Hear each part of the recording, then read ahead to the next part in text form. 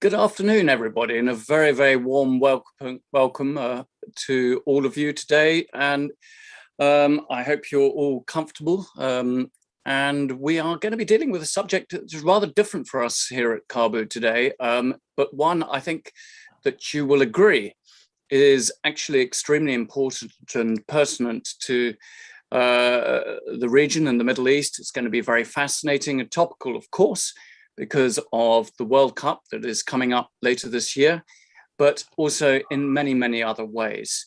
So I'm really delighted to have today Abdullah Al-Arian and Professor Ramón Spaaij. I don't know if I've pronounced your name right, Ramón, but there is an apology, I'm afraid, because Zahra Baba can't be with us. She's come down with COVID, which is very unfortunate. She did try, but she really wasn't feeling good at all. So apologies from her, but we really do have two terrific experts to take us through this topic about football in the Middle East. And it is, of course, to mark the launch. It comes out tomorrow of the book, Football in the Middle East, State, Society and the Beautiful Game.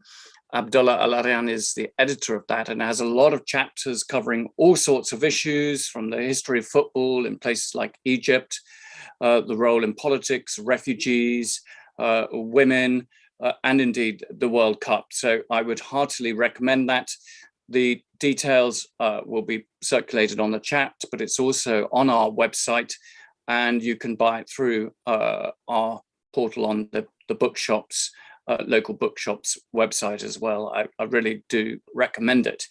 But without further ado, we're going to start off with Abdullah Al-Arian, who, as I said, is the editor of the book, is also the associate professor of history at Georgetown University in Qatar, where he specializes in modern Middle East and the study of Islamic social movements.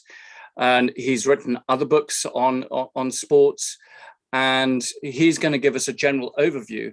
And then we will hear from Professor Ramón more about the importance of football in refugee communities, and I'll introduce him at that time.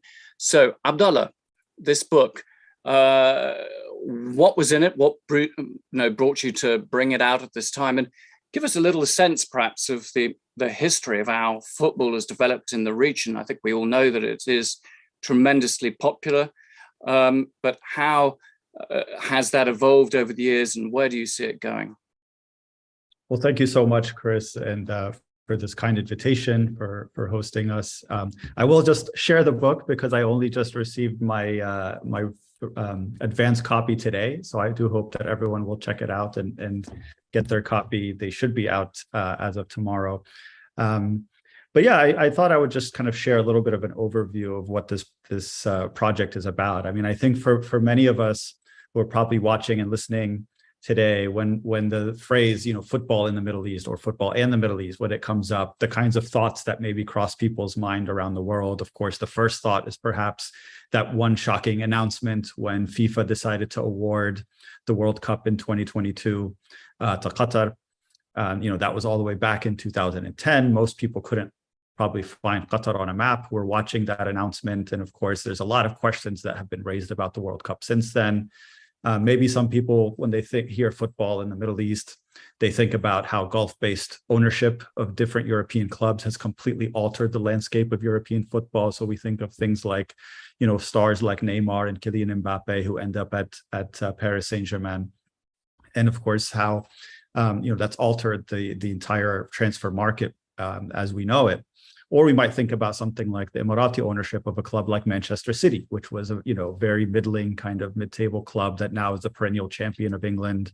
More recently, we're probably familiar with the scenes just outside of Newcastle United Stadium when the fans were dressing up in thobes and agals and khutras and kind of demonstrating their support for the purchase by the Saudi Royal Investment Fund, which of course a lot of people have pointed to as being an act of sports washing, considering all of the various human rights abuses that are associated with the government of Saudi Arabia. Still others, maybe when they think of football in the Middle East, would think of players like the Egyptian star Mohamed Salah or the Algerian Riyad Mahrez, and kind of the way that they've emerged as global superstars who've both won the Premier League Player of the Year award. And so there are a lot of these kinds of connections that I think are the most obvious things that we think of. But while we could go back to those questions, and I do hope that those listening will come up with questions related to all of these different topics and subjects, I think it's important to say that when we went into this project, we were trying to kind of go a little bit deeper in terms of the discussion. What we tried to do with this book is try and build on the scholarship that's already out there, people who've done research and field work in the region, trying to understand maybe some of the historical roots and the ways that football gets reflected within society in the Middle East, and of course, how those different developments reverberate across the world in ways like some of the examples that I've mentioned. And so, it's safe to say for those of us who watch the Middle East, who live there, do our research there, that one of the first things you notice is that football is the most popular sport in this region. It's captured the hearts and minds of millions of citizens. And so it would stand to reason that football, beyond just being kind of a cultural force, has implications that go much more into the social sphere as a way of families, communities, countries, forming bonds of identity, solidarity, modes of cultural expression. We can see its impact in the economic sphere. The commodification of football, especially recently, has introduced new modes of mass consumerism and presented both states as well as business elites with opportunities to tap into this multi-billion-dollar global industry. We see its impact even politically, because it's been instrumentalized by regimes in the service of different kinds of policies, or even, as some have said, as a display of soft power, or even in the pursuit of specific strategic interests. And then on the other side of that political question, we've also seen that passion for football has served to mobilize legions of fans as part of mass protest movements, some of which we've even observed most recently in the Arab uprisings of the past decade. And so the scholars who came together for this volume, there's 12 chapters here. All of them kind of approach this question on the basis of what their areas of specialization and expertise are. And so they've all tried to tackle these different kinds of questions as directly as possible. And so I'll just kind of go over maybe some of the broad themes and maybe mention or touch on some of the chapters. Of course, I will leave it to Ramón to discuss his chapter in particular, since he's with us. Zahra, unfortunately, couldn't be with us. And so I'll talk a little bit about the work that she's contributed into her chapter as well. And then hopefully we can open it up to some questions and discussion. But I think one of the first things that comes across when people start looking into this question of football in the Middle East is thinking specifically about the history, the fact that although much of the criticism of the World Cup being awarded to Qatar was, well, this region doesn't really have a history of football. They've never won anything. They've never really made a big impact in any kind of major global competition or at any World Cup. So why should the World Cup end up here? And of course, the response to that really is that football does have a very rich history, and it goes all the way back to the colonial period, that in fact it was colonial powers that introduced football to the region. And it wasn't just done as kind of a way of sort of sharing this newfound pastime, but in fact had a very specific purpose, which is to try to develop and cultivate, what they called at the time, if I can find the term, properly obedient individuals, right? That this was part of the process of saying, sports is meant to kind of cultivate a new, modernized, civilized kind of person within the Arab populations who were being colonized by especially Britain and France at the time. And so what ends up happening is the game of football then becomes more structured, more institutionalized. And over time, a lot of those elites, particularly those that were very much on the front lines of the nationalist movements to try to bring about independence for all of these different societies, these different countries. Many of them kind of internalized the process of professional sports and specifically leagues and institutions and sporting clubs as being kind of part of what makes a country advanced and civilized in their eyes. And so this was very much part and parcel of the story, for instance, of how the Egyptian League is formed throughout the 1930s and 40s. You have the establishment of clubs, and then eventually those clubs become competitors with one another over things like players and resources and even access to political power, and trying to kind of exert themselves on the emerging kind of social, cultural, and political landscape within Egypt. And so it's not surprising that even if we fast forward to the era of military-led revolutions, such as the one led by Gamal Abdel Nasser in Egypt in the 1950s, that football actually does take a central place, that Gamal Abdel Nasser understood the power of the game to mobilize groups within society. And so he becomes named the honorary president of Al Ahly club.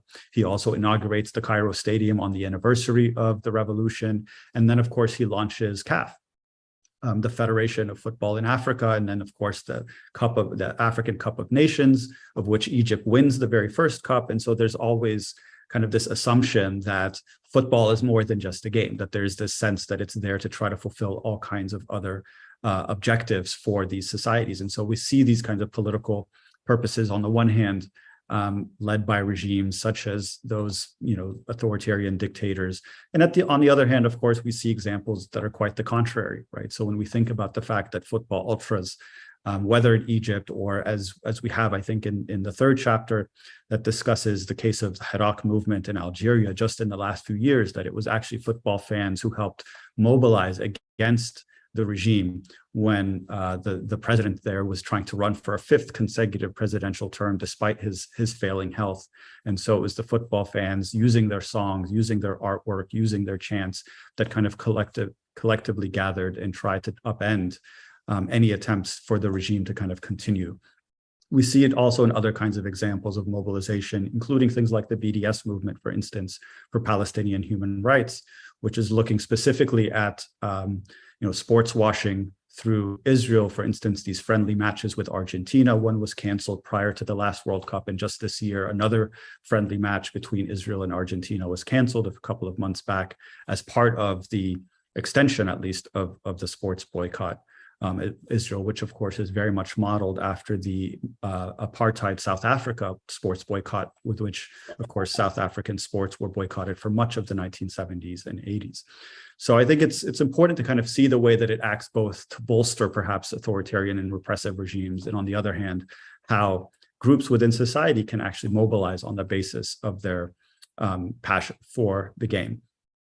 But beyond that, I would say that football also offers kind of a mirror or a lens to broader processes happening within society. And there are a number of chapters in the book that look at various questions. I'll let Ramón handle the question of refugees, for instance, but there's one specific case study that looks at the plight of Palestinian refugees in Lebanon. Lebanon, of course, very infamously doesn't grant the Palestinian population there many rights at all. In fact, they're barred from having several dozen professions, things like doctors and lawyers and all of these professions. Palestinians, despite the fact that they've been living there for many generations, are prohibited from being kind of fully integrated into Lebanese society. And it's interesting to see how that manifests even in the Lebanese football leagues, which actually places quotas on the number of Palestinian players on each team and even prohibits them from playing as goalkeepers on those teams. And so this is just kind of one example of how that kind of broader social discrimination manifests even in the realm of football. We see it also in examples in Turkey and Iran. Both chapters deal with the question of on the one hand, the trivialization of women's football in Turkey, the fact that women's football in Turkey has never been given the same kind of access to resources, things even just the wage disparities, looking at the kind of lack of medical access and care, and even just the kind of precarious nature with which women's football exists in terms of the lack of kind of guaranteed contracts and things of that sort, which has kept the game very much underdeveloped, especially when we consider the state of women's football in other parts of the world, in Europe and in North America and so forth. And in Iran, of course, the big question there more recently has been women's access to stadiums, right? That women have been banned from stadiums, and only because of the international pressure mixed with the actual confrontations by many Iranian women who've insisted on trying to enter into football matches there, that we're starting to see some of these, some of the impact of those efforts. And then I think we can look at things like the labor question, right? And this is one that Zahra, unfortunately, who couldn't be with us, was hoping to be able to talk about today.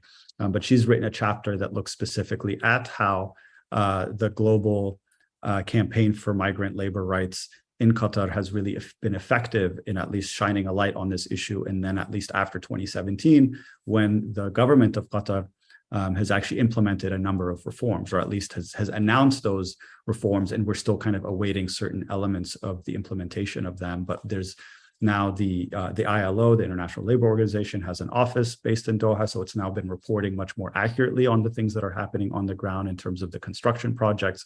And so in some ways, having the World Cup here has actually opened up a whole host of questions about the kafala system, which is the process that the actual structures that underrides the entire migrant labor policy in not just Qatar, but across the entire GCC.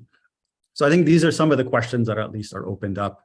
There are kind of also broader questions of identity. There's a chapter in the book that looks specifically at how national identity is performed by the Qatar national team. So looking at the fact that here you have a team that's going to be competing in just a few months' time, that's made up of native-born Qataris, that's made up of people who have ethnic backgrounds in other countries, but they were born and lived in Qatar their entire lives. And then you have a third category, of course, as we know, of Qatari nationals, and yet many of them were born in other countries and kind of were adopted by Qatar. And yet, as this chapter tells us, that in fact the performance in the kind of the national identity ties are not what you would expect in terms of when people are actually born and ethnically Qatari, that they're the ones who are more likely to kind of express strong bonds of solidarity. But in fact, the results tend to be actually quite surprising in terms of who's expressing strong national identity on that front as well. So that's something to kind of think about in terms of even the future of how we look at things like national identity formation, especially as it relates to the composition of many football teams. As we know, of course, that many European teams very much owe their success to the migrants that live within their societies, whether we're talking about the French national team or the German national team or the English national team. And so in some ways, Gulf states are kind of going through that same process, but kind of through a different lens as well. And just to finish off, I think the economic component is a really interesting one as well. There are a couple of chapters that deal with sort of how we measure fandom, how we measure the changes in kind of consumer culture in the region. And chapter that focuses really on things like how Gulf states in particular are shifting emphasis to things like broadcasting rights. So when we think about a network like beIN Sports, which, you know, if you're watching football, not just in the Middle East, but even globally, I think in Southeast Asia, in Africa, in parts of North America, that this is the network, which of course is Qatari owned, that owns the rights to broadcast many of these different the most popular leagues in the world. And so in some ways, having that kind of broadcasting rights, being that kind of intermediary within the sphere of media and having the contracts for those broadcasting rights has been a really essential part of also how football has been engaged with in terms of the Middle East countries positioning themselves to such a degree of influence. And of course, we saw that there was a war over these broadcasting rights during the blockade of Qatar in 2017, when a Saudi pirate network emerged to try to undercut beIN Sports. And so that kind of became a central factor in the outcome of that blockade in that kind of regional dispute. So I'll leave things there. There's a lot to talk about. I tried to kind of touch on as many of the different points as possible, but I look forward to our discussion. Thank you. Abdullah, thank you very much, really, for a very eloquent expose of what is in the book. Now to delve a little bit deeper, I'm going to hand over to Professor Ramón.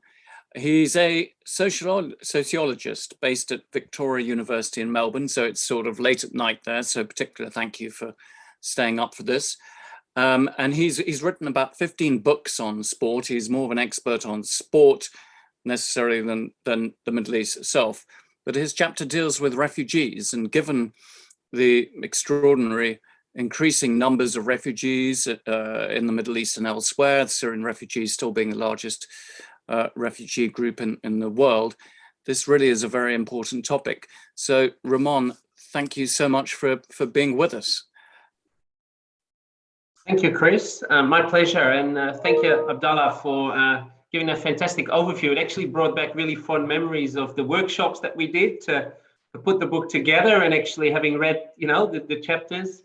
So actually it was a great, great refresher sort of mini course, and really look forward to seeing the book kind of in print on my desk as well. So thanks for that. And so what I would like to do is indeed just for a few minutes, just delve a little bit deeper into one specific theme amongst all the different themes that Abdullah sort of touched upon briefly.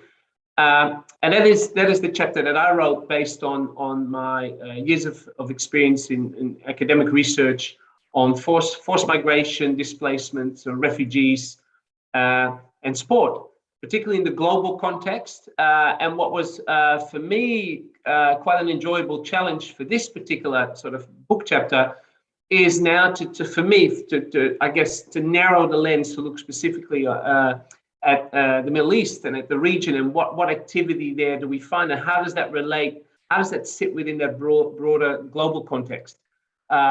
So my aim in that chapter is to explore the role of football in sort of navigating, I guess, the challenges and opportunities associated with forced displacement and resettlement, or sometimes referred to as integration, depending on where you sit.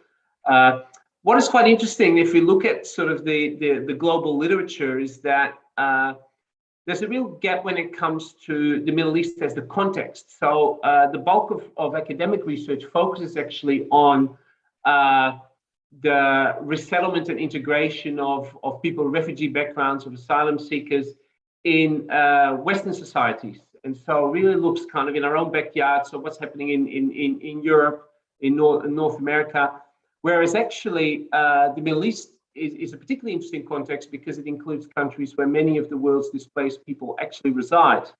And so including, for example, Lebanon, Jordan, and Turkey, which host the largest number of refugees relative to their population sizes. So it's actually quite remarkable that that's been really a bit of a blind spot in the international academic literature, albeit it has not been a blind spot, for example, more in some of the grey literature, or more specifically sort of in media discourse. So it's been quite some attention there to what is happening in the region.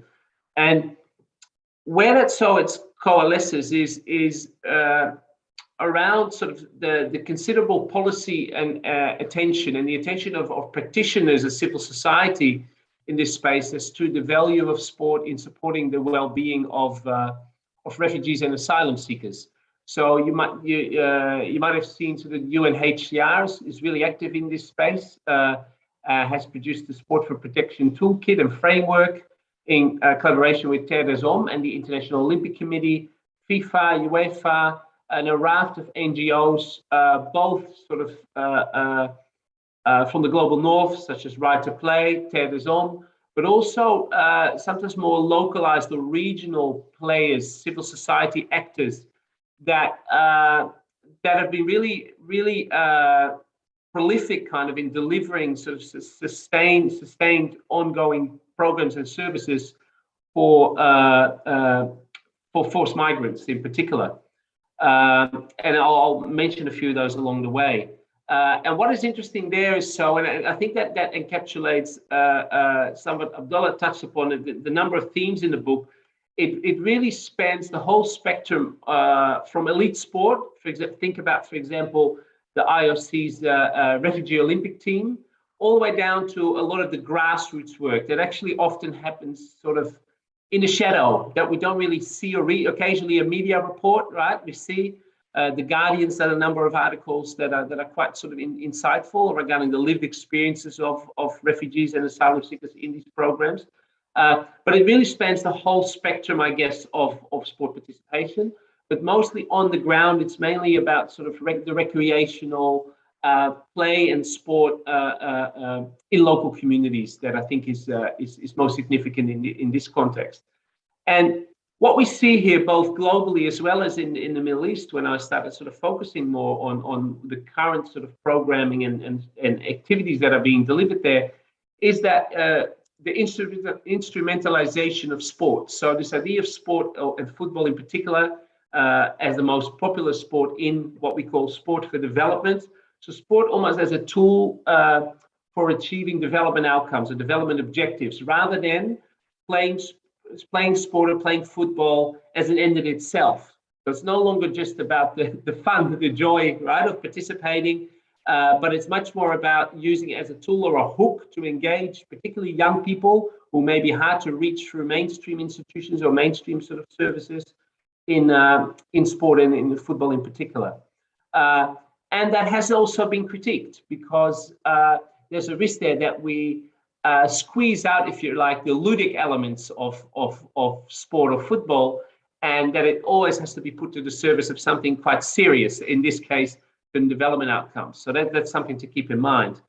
And so what I try to do in the chapter is sort of to provide a bit of an overview of that football or sport for development field, and how that plays out in relation to refugees in the Middle East. And I just wanted to touch upon a few key issues there. The first one, I think that's really dominant both in sort of the global context as well as in the Middle East, is that when you look at sort of the mission statements and the project reports and any sort of available public documentation around programs and services that use football for development in the context of sort of displacement and forced migration, is that they tend to be grounded in what we call it a deficit model.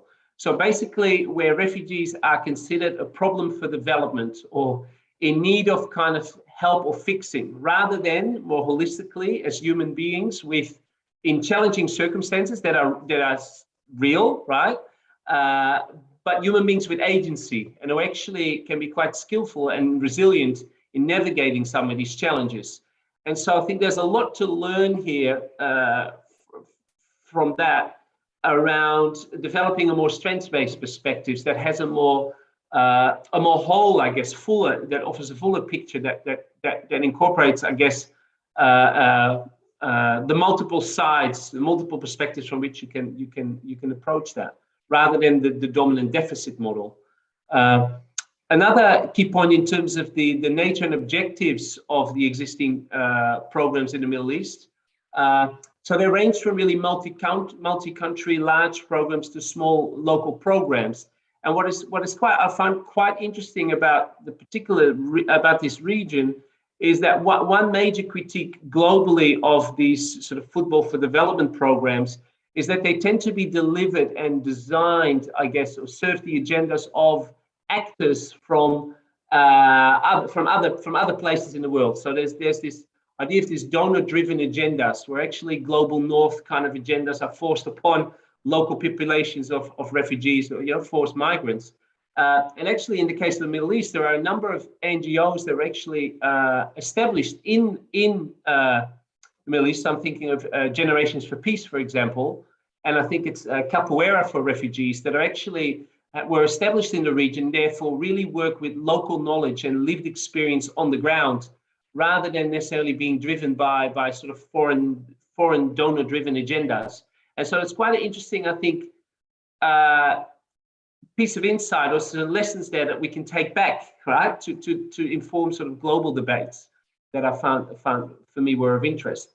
And so often the focus of these programs are around providing safe spaces, have education, teaching resilience, peaceful coexistence, and to do so, often they don't deliver football in its traditional, the most competitive forms, but actually often adapt the rules to serve teaching purposes. For example, to foster a more cooperative spirit rather than the competition of winners and losers. So it tries to play around and adapt the games to suit the objectives that they're trying to achieve.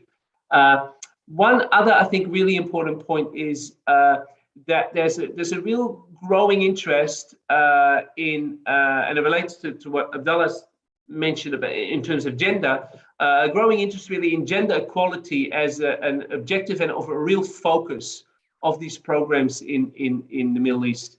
So we know, of course, that sport continues to be, heavily gendered, one of the most gender segregated institutions in global society. And yet we see an increasing attention, so both a growth in the number of programs in the Middle East and globally that try to cater specifically to girls and young women, but also that develop and incorporate particular strategies to enhance access for girls and young women. So that might be around culturally appropriate uniforms, or offering private and segregated spaces where girls and young women can play or engage in physical activity outside of the gaze of men. building trust with families, to actually, relationship building, to actually develop a sort of a mutual understanding of what is and isn't appropriate, and actually the types of safe spaces that are being provided. So I think that particularly around gender, I think there's some really interesting developments there happening. To what extent they're actually successful, I think is probably still mixed. I guess there's mixed perspectives on that.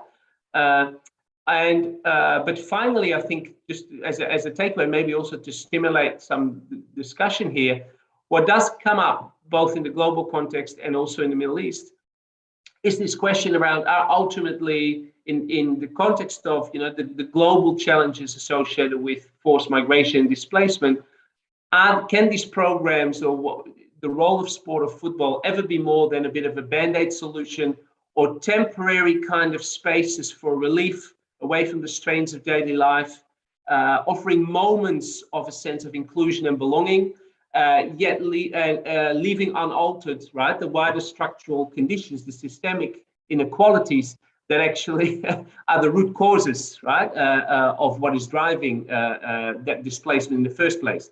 And so one major critique here of these programs is that they tend to be grounded in a focus on sort of individual empowerment, and ultimately, therefore, tend to emphasize building the resilience or the capability of individuals to adapt to existing circumstances and conditions, rather than to work to challenge or alter these conditions at a more sort of systemic level. And I think that is a major, I guess, challenge or limitation of a lot of the work that's being done in this space. So I'll leave it there, and look forward to the discussion. Thank you very much, Ramón. I was particularly struck by the way that you address this from the perspective of looking how donors treat football and refugee communities. And, we've raised lots of issues about donor-driven agendas generally in dealing with refugees. It's interesting to see your perspectives on how that impacts in the realm of football. I wonder if I could just kick off with a couple of questions to begin with. Firstly, I was just sort of wondering, I mean, we've heard about, refugees there, but we see a Middle East today with a lot of conflicts, maybe post-conflict societies or continued conflict.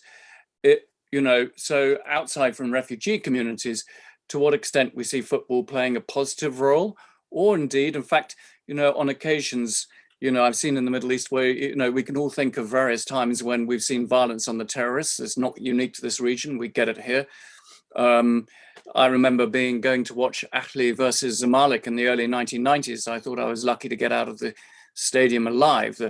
Al Ahly, probably the oldest football club in the region, maybe, and this huge derby, and of course all the spat between Algeria and Egypt that we got just over a decade ago.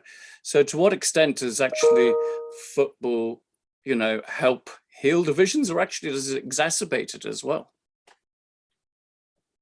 Which one of you wishes to take that? Abdullah, do you want to kick off, or I'm happy either way? Sure. Yeah, sure.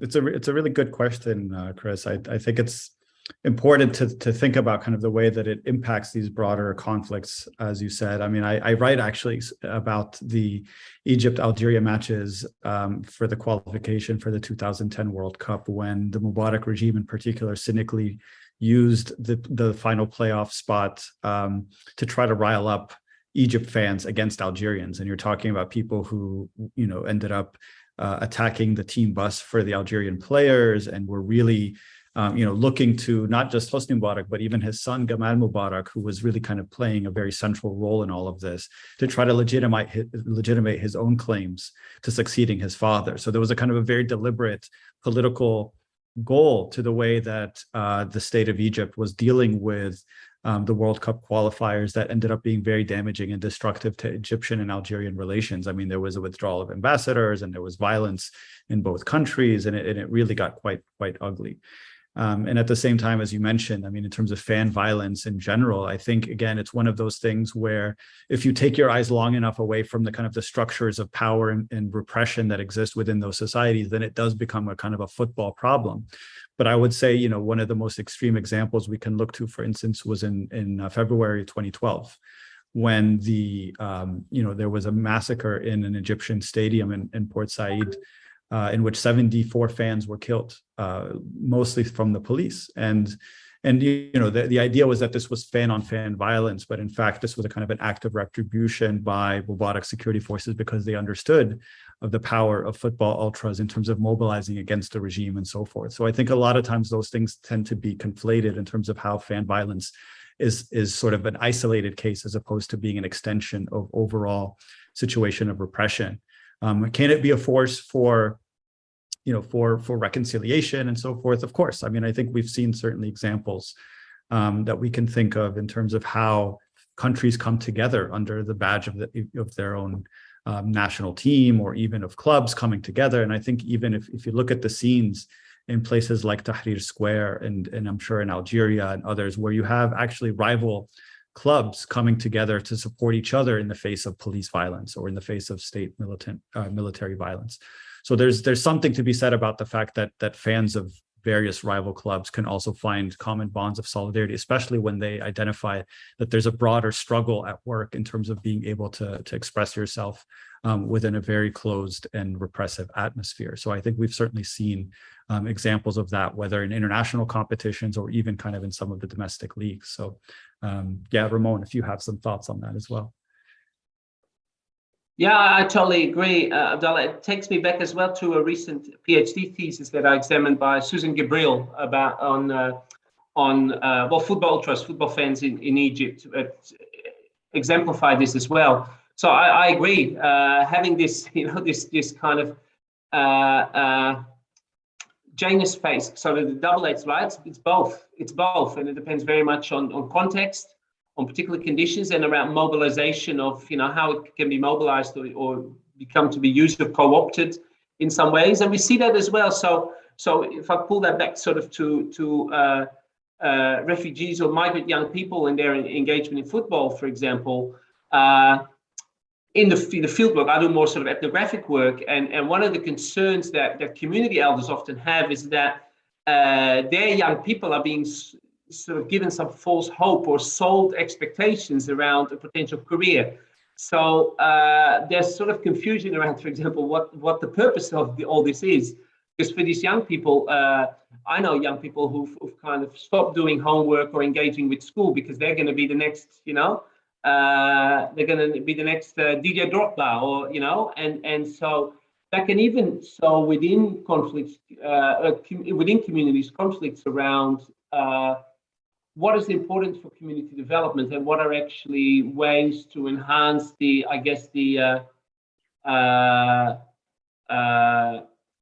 socioeconomic opportunities for communities. And so it's, you talked about fans, and I see that kind of reflected everywhere, where in every level of the game and in different aspects, how these tensions and conflicts exist and can be both a unifying force in a way, but also very much sort of deepen existing conflicts. And at a macro level, sort of the late sociologist Eric Dunning talked about this as how football and sport more generally fuels and contours sort of existing fault lines in society, right? And they're different in each country, but how they build around these fault lines that can exacerbate or actually maybe temporarily or partially heal some of these fault lines. And they're depending on the particular historical, cultural, political kind of context. Thank you both very much for that. I'm going to take a few questions now. Ed Broomfield, you have a question. If you wish to ask it, or else I shall. Well, Ed is asking whether you think it's gross hypocrisy of UEFA and FIFA, where they ban Russia from participation in their competitions, yet they still welcome Israel. He's referencing, of course, the recent reports on Israel committing the crime of apartheid and occupation, etc. To what extent do you consider this to be a degree of hypocrisy in the major ruling bodies of global football? Perhaps that's for you, Abdullah. Yeah, I mean, it's a good question. It's a fair question. But I think, when we look at these sporting organizations, unfortunately, I think, it's very clear that they are merely extensions of the powerful states that make up these organizations, right? So they're not in the business of taking, independent decisions on things that, for many of us as spectators, as fans, as people who support, social justice and human rights in various parts of the world, would like to see a consistent position on these types of issues. So, for instance, I mean, you could take it one step further and say not only that, but even the displays of so-called, political expression inside matches and in stadiums. And yet at the same time, people are welcome to wave Ukrainian flags, but of course, to wave a Palestinian flag, like, we've seen with a number of clubs and players who get fined and get punished from these organizations, because frankly, in the end, they represent little more than an extension of, the governments that tend to fund and support and lift these organizations up. So if US policy or UK policy or French and German policy is not going to change on the question of Israeli apartheid, then it's unlikely to see FIFA or Uefa ever take a different position. And so I think that's not to say that there shouldn't be pressure on these institutions. I think the hypocrisy absolutely should be constantly called out. But at the same time, I think that work kind of has to be done on a number of fronts. But like we've seen, again, I mentioned that initial example about the Argentina national football team. I mean, this was a match that was already scheduled. There's a lot of money involved for these national football associations that go into these friendly matches. But the fact that pressure sustained over a period of time succeeded in getting the Argentine Football Association to reconsider and to back out or withdraw from that match, I think goes to show that there is an impact that can be had by people taking a stand. On a very similar line, Jamie McGoldrick is not with us anymore. He's gone on a call, but he is asking about whether Middle East football organizations, their governing bodies are fit for purpose. And he's rather querying. He spent a lot of time in the Middle East as to whether that's the case. How do you see governance in various Middle East states, those official associations? Yeah, I mean, it's a good question. I mean, I think there's a sense sometimes that the football associations in a number of countries, especially those that exhibit, again, I go back to this question of, centralized kind of authoritarian states, that they tend to take a much more aggressive hands-on approach. And so I think the example of Egypt is a really important one. Ever since the coup that brought, the military leader Sisi to power back in 2013, that the Egyptian Football Association has been little more than an extension of the attempts by Sisi to legitimize himself. I write about this in the second chapter of the book. When you look at how Egypt's 2018 World Cup unfolded, I mean, it was a complete disaster, in part because so much of the preparations and the lead up to the Egyptian national team's performance in Russia was very much about fulfilling the aims of the Sisi regime. So things like having the training camp in Chechnya, where the kind of the warlord leader there was meant to make inroads with the Egyptian government. There was far more kind of, celebrities and well-wishers and onlookers within the Egyptian camp, to the point where they weren't training properly. And so it wasn't really surprising that they lost all three of their matches in that World Cup, because so much of what animated the Egyptian camp was really much more about fulfilling the political aims of the government, of the state at the time. And we've seen other kinds of examples of that. For instance, Mohamed Salah suing the Egyptian Football Association for using his likeness on things like, Egypt Air flights and other kinds of advertisements without actually consulting him, to the point where he actually threatened to retire from international duties because of just how unprofessional the Egyptian Football Association was acting. And so we've seen a lot of these types of incidents where that kind of close relationship. In fact, the head of the Egyptian Football Association at one point during one of the Egyptian elections came out with a press conference in which he endorsed Sisi for the presidency of Egypt, even in direct contravention of FIFA statutes, which say that no football association is ever allowed to take direct partisan political positions. And yet, of course, there was no actual consequences for that, but certainly we know that that goes completely against what FIFA dictates. And really another one really on governance. Jeremy Hawthorne is asking whether the Middle East should become a separate region, I suppose for footballing purposes, separated off from the rest of Asia. Do you think there's any chance of that, or should it happen? I don't see it happening. I mean, I think that this is being remedied in a couple of different ways. One is, I think, the expansion at the next World Cup, not this one in 2022, but beginning in 2026, there are going to be more slots for countries, especially those representing Africa and Asia at the next World Cup. So it's being expanded, as we know. So that's one way to ensure that Asia is represented more than it has been. And then the other way, I think, is through the increasing number of competitions. And so, for instance, just this last December, I don't know who was watching anywhere, although it was actually quite a good competition, but FIFA sponsored for the first time, endorsed something called the Arab Cup, which brought together all of the different national teams from across the entire Arab region. They came to Qatar. Algeria ended up winning a very thrilling tournament that had a lot of very interesting moments. The Qatari team also made it kind of toward the very end.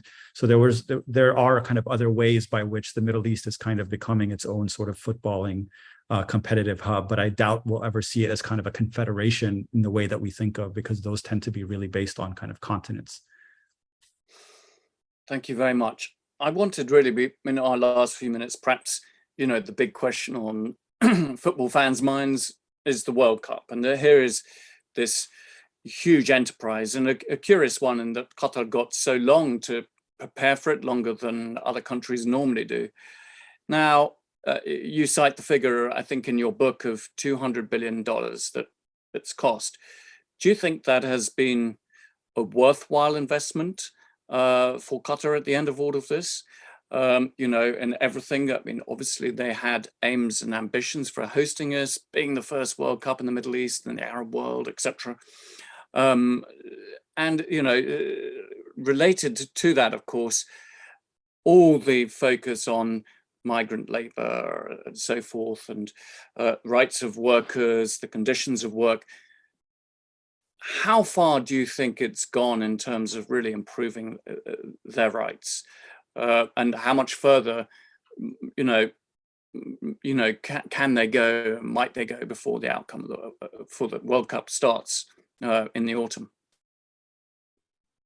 Yeah, really important questions, and I hope that Ramón can also weigh in, because I'm curious sort of how this also looks from other parts of the world, and kind of what his perspective might be on it. But I mean, I would say that I think there are a number of facets to the questions that you're asking. On the one hand, is this a worthwhile investment? Not one in which it's financially quantifiable, right? So in terms of, are you going to actually economically reap what you've put into it? Probably not. Let's face it, these are not tournaments, and mega sporting events are not made to turn a profit to the countries that are actually hosting them, at least certainly not in this case. Most of that figure, by the way, is not just kind of things directly related to the development of the sporting infrastructure. So it's not just construction of stadiums, but this is about building a massive infrastructure for the country that is meant to actually exist far beyond. So things like a public transit system, housing, hotels, roads, those are the kinds of things that also kind of factor into this. So in that sense, there is a kind of direct benefit to the country that was kind of an extension of having won the hosting rights. But let's face it, I mean, this was not a decision meant for economic reasons. It was one that really had more of a broader political and strategic reason. This was mostly about kind of Qatar asserting itself kind of on the regional and global stage. I think to that extent, we can certainly say it succeeded. It was a country that, as I said at the beginning, wasn't really on the map for most people, for most observers, and yet now, of course, is not just a major force in terms of diplomacy, but also in terms of culture, in terms of education, in terms of all of these different elements. And at the same time, of course, I think it also helped to shed a light on a number of the problematic nature of things such as this, right? So the idea that we think about, money being the be all and end all in terms of how sports functions, right? That this kind of takes out the competitive spirit of what we'd like to think of when we think of tournaments like this. People mention that Qatar doesn't have a sporting history. Well, I mean, you kind of have to start somewhere, right? I mean, when we think about the fact that any Asian country, by this definition, having never won a World Cup, should not be chosen to host. So whether it's South Korea and Japan, whether it's Qatar, whether it's any country, if that's the measure in terms of progress, then it would be difficult to ever have an African or Asian country play host for the World Cup. But I think the deeper questions really are about things like the kafala system, the migrant labor questions.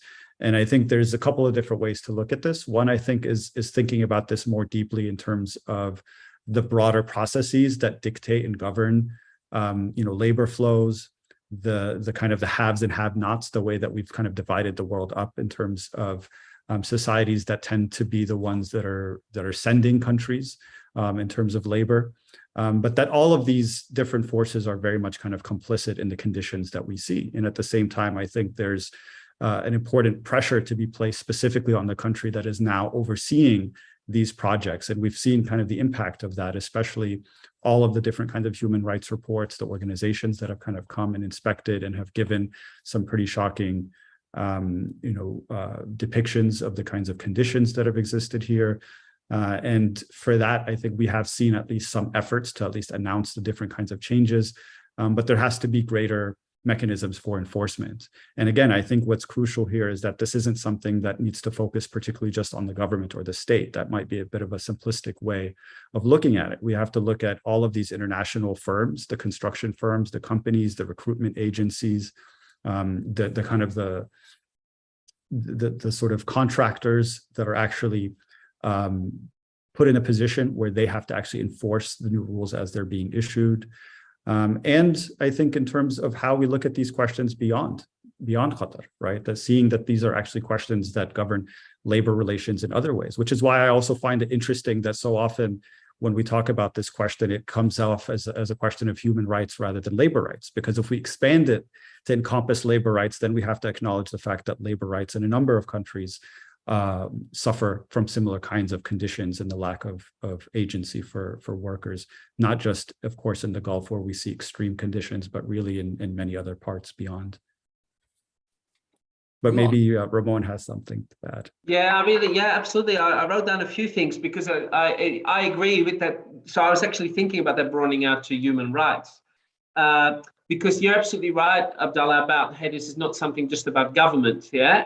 If I look at sort of other examples, so over the years, with gaining that global stage of major sporting events, indeed comes also that light being shed on, particularly on human rights violations. And so I think two events that come to mind, so the Sochi Winter Olympics, particularly around LGBTIQ issues, and Rio de Janeiro, where there's been some fantastic research done around the rights of sex workers, for example, but as part of a much broader campaign.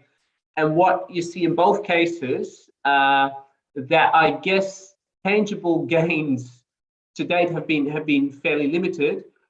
One significant aspect, I think, there is the strengthening of transnational activist networks, so particularly social movements that have really been given a boost. So with that global stage of a sport mega event comes also a bolstering or a greater mobilization of these activist networks that tie in together in sort of coalitions, right? All sorts of so lawyers, etc.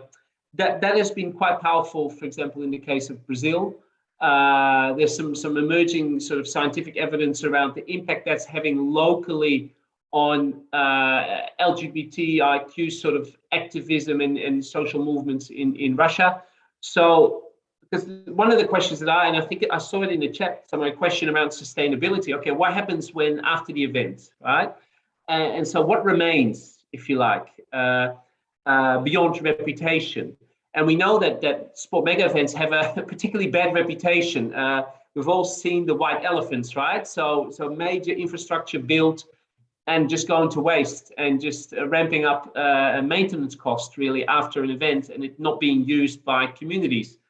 And so I think that is a really interesting question as well. So what strategies can be developed to sustain some of these even minor gains and to extend and deepen them over time? And I think, Abdullah, you're right about broadening that beyond a particular country, beyond simply labor migration, but that in the broader sort of context human rights, I think from a global perspective, there's some optimism alongside sort of the skepticism that I also have sometimes. Yeah, and I would be remiss, Chris, if I don't mention that Zahra, our colleague, who unfortunately is not with us, has written an entire chapter on this question. So I do urge everyone to go and check that out. She's also done tremendous research on migrant labor in the Gulf and in Qatar in particular. And I'd be remiss if I don't mention also the Center for International Regional Studies. That's the research center that's based here at Georgetown, Qatar, that actually organized all of this research and really directed and drove the publication of this book. So I do urge everyone to go and check out their website, CIRS, and see a lot of the work that they've done on this and many other issues. It is indeed a very fascinating website. I think just one last, maybe related question from me. The issue of sports washing generally. Okay, there's the World Cup, but we've seen the purchase of these huge marquee clubs in Europe. Most recently, you mentioned, the Saudi purchase of Newcastle. We've had Qatar and PSG, Man City by the Emirates. And huge investments. I mean, Neymar cost, 300 million. I mean, in total, really, when you add it all up. Are we going to see more of this? Has it worked? One thinks also the Gulf issue, Gulf at the moment and a separate tour with LIV. I mean, where do you see this going now? I mean, certainly I do expect we'll be seeing more of it, especially now that Saudi Arabia is emerging as a player, right? The Saudis, as we know, have not really been a part of this discussion in terms of, splashing hundreds of millions of dollars into the European football landscape until just very recently. And I think, I would keep a very close eye on what's happening at Newcastle United. I'm sure their fans are quite excited at the prospect of becoming the next Manchester City. But of course, I think all of that comes with a tremendous cost, right? We see it in terms of this being used to camouflage the immense repression at home, the kind of grotesque policies as we've seen with the devastation in Yemen abroad, with things like the killing and tracking of dissidents like the Khashoggi assassination. So there's really a lot, I think, that all of these things that connects all of these things together that is worth sort of keeping in mind in terms of, when we examine this issue and seeing that this goes far beyond sort of what happens on the pitch, but thinking about it in terms of why countries would choose to kind of spend tremendous capital. A lot of it is about expending influence within the governments. And so, for instance, if you look at something like what the Abu Dhabi ownership has done in Manchester, not just in terms of owning the club, but in terms of promising massive redevelopment of parts of the city, building housing, providing job opportunities, that there's a kind of entire ecosystem that exists around these clubs that is also meant to be a way to expend certain amount of influence. And we've seen it in terms of some of the recent relations between the UAE government and the British government in terms of them trying to pressure for an investigation into the Muslim Brotherhood. There was this inquiry that went on for a couple of years. And again, we know that this was an extension of the broader kind of counter-revolutionary wave within the Arab region after the Arab uprisings, when, one regime after another was overthrown, both in Egypt and in Yemen and elsewhere. And now, of course, we're seeing it unfolding before our eyes yet again in the case of Tunisia, which was for many the one success case. We know, the stance of a number of these Gulf states on how they saw the question of democracy in the Arab region. And so if we think about this as an extension of the anti-democratic wave, then obviously I think this gives us a lot to be concerned about. Well, we've now reached the full hour, and I'm conscious it's getting very late for Ramón. I just love to thank you both really for speaking so fluently and passionately on this issue. For everybody who's attended today, it's obviously it's quite warm here in Britain. I'm sure it is elsewhere. So thank you for doing that. I think it was a fascinating and rich discussion. And my colleague Josef has posted links to the CIRS website and to Zahra's books and on all the research. But also, of course, by all means, go out and buy the book on football in the Middle East that is available from Hurst tomorrow, and also via the local bookshop link that Joe has posted. So once again, thank you all, everybody. And I do hope for those who aren't, please do join as Caabu members, get your friends to join. We really do need your support to keep our work going, and that would be much appreciated. Thank you once again, and look forward to seeing you at our future events.